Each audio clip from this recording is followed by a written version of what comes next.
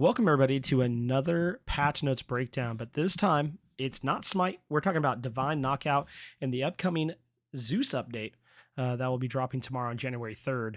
And this update was actually already supposed to be out, but they ended up splitting it into two updates due to a game-breaking bug. So I'm assuming tomorrow we're getting Zeus as there's downtime tomorrow. We haven't had any confirmation of this yet, but I'm pretty sure that's what's going on. So we are getting Zeus, King of Olympus. His first ability is Surge. It allows him to dash forward and damage enemies, but he can also reactivate it again in a limited time window and dash again, so you can have a little bit of a double dash going on. He has Bolt of Olympus, which is a projectile that he throws, a lightning bolt. It hits the first enemy, does damage to him, but if he charges it, and it deals increased damage, but also becomes a large projectile that will shock enemies in the area around where it hits. Then we have Thunderstruck, where you call down thunder from the sky. Zeus strikes 3 areas in a line in front of him in a quick sequence. Enemies hit by the initial 2 strikes take damage and are pushed into the next hit. Enemies hit by the final strike take increased damage and knockback. And along with this, you have Heaven's Rage, where Zeus flies into the air, throws down bolts from the sky, 3 at a time. Enemies hit by the bolts take damage and become charged. Targets can be charged up to 3 times, just like in Smite. If Zeus has charged enemies after throwing all his bolts, he will snap his fingers like Thanos and call down lightning strike onto the target. For each charges, its area to effect increases in size and knockback, which is absolutely insane. If you haven't seen the video of it on Twitter, here's the video of it. You have, there's the projectile throw, and then you go up in the air after the dash there, and boom, just calling down a bunch of lightning. Boom, Thanos snaps him right off the stage. Insanity. I'm sure Zeus is going to be good in 1v1, but I think Zeus is going to be absolutely insane in 2v2 and 3v3, just with the amount of area control that he has.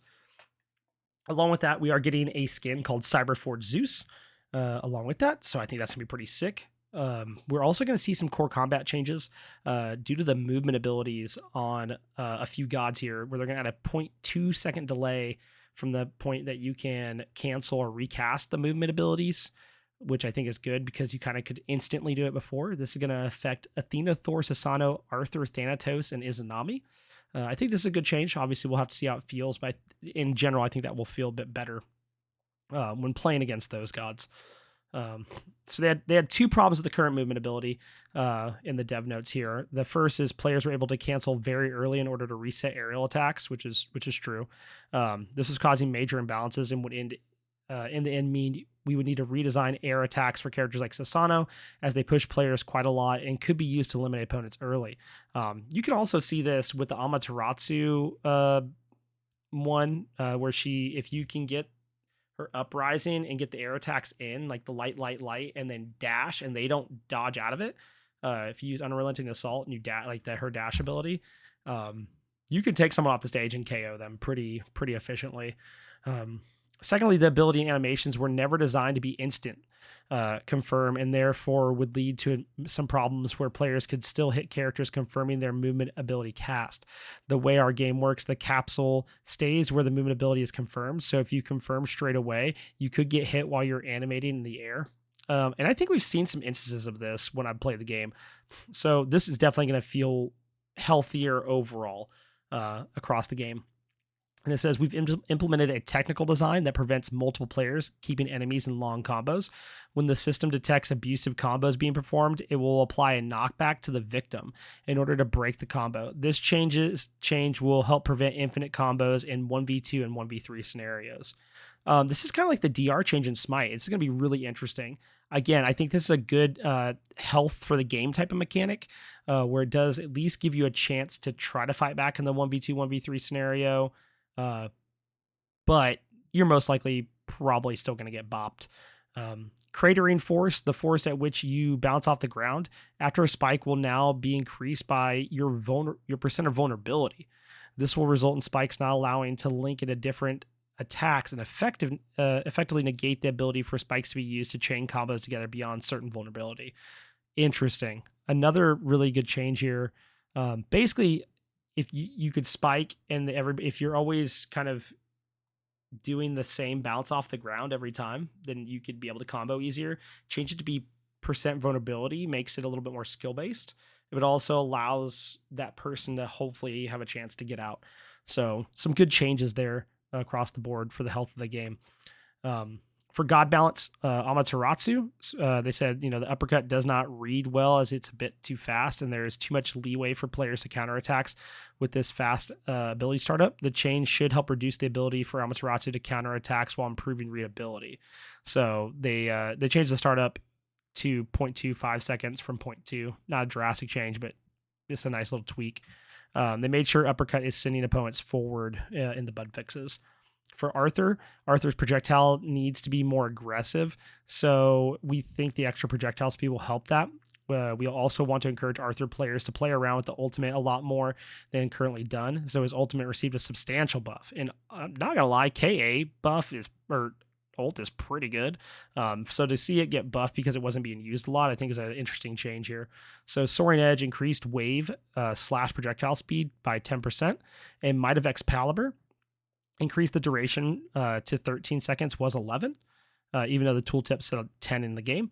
And hits now deal 50% increased damage instead of 30. That's a massive buff. Athena, air heavy, reduced in lag to 0.55 was 1.1. Hercules ultimate will now be more interesting pattern to deal with as the third hit has less knockback than the last hit. So they reduced the knockback on the third hit by 17.5%. That's interesting. We're also seeing some talent changes. Look up, reduce the damage to 210 was 12. Izanami forces player to adapt her abilities for too long. We like the unique playstyle she proposes, but want to make sure enemies can have opportunities too. I agree with this. Izanami is kind of hard for people to get used to for some reason. So Fade, reduce the stealth time from 3 to 4 seconds. I've talked about how strong stealth is, and this is a very much needed change for her. This will nerf her, but without like gutting her kit, and I think this is a good change. Soul, she's getting to change her talents. Ult charge on game start reduced to 15% from 20. Thank everything. Fixed a bug on combustion with being able to put the ability on half cooldown if you dodge just as an explosion occurs. Interesting. I didn't know about that bug. Sasano, the main changes here will be reduced time to profit from his Storm Katana ability, meaning the punishing mistakes against Sasano will be much easier. Air light into air heavy is now true combo, and Storm Katana reduced time allowable between firing hits to 3.25 seconds was 4 seconds. This is good. Sasano has just been absolutely running rampant, and I think this is a great change, even though we didn't see him in my tournament last weekend, which we'll talk about at the end of the video. Thor, clear the needed quality of life changes on his whirlwind. Yes, he did, in order to compete against other characters. Also, his hold heavy's range was not in line with the rest of the roster. We're looking forward to see how these changes will improve. So hold heavy warp distance increased by 4 meters. Anvil Dawn increased the radius by 10%. Berserker's Barrage allow Thor to dodge out of the ability and jump during the ability. Interesting. And base speed increased from 30 to 40. These are good changes. I think this will help make Thor feel better, because I do think in a lot of ways he does feel very weak. Talents, spinning spree, reduced movement speed bonus from 25 to 15%. Ymir, hold heavy was always intended to be a longer range than the rest of the cast, but this was way too surprising for players entering the matchup. The main change for Frost Breath, currently Ymir can counter all attacks with this ability while he has a super armor, meaning he would not take the damage. We're making that change so that players can still inflict damage via attacks when Ymir is using Frost Breath. This is a needed change. Ymir is really, really strong in the sense of if he has Frost Breath up, he just counters you completely, and there's nothing you can do about it. So hold heavy warp distance reduced by 2.5 meters. Frost Breath time reduced from 2.5 or to 2.5 seconds from 3, and this ability no longer counter.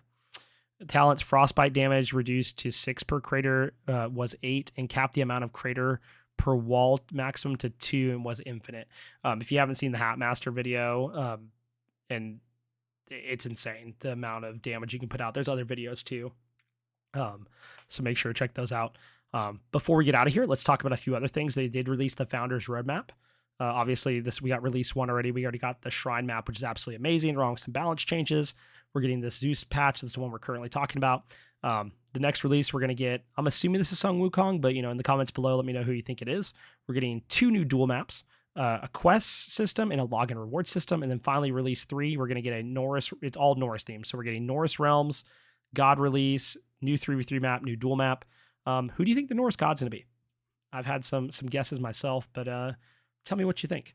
And before we get on out of here, if you're ever interested in playing in some competitive DKO, every Friday I'm hosting a Divine Knockout Friday Night Fights. Last week we did 1v1s. It had a specific rule set for that. This week we're going to be doing 2v2s. We're capping at 24 teams. If that's something you're interested, fill out the challenge below. You can register your team. We'll be doing it around 10:30 Eastern, maybe a little bit earlier. If you can follow on Twitter and the Discord to find out more information on that.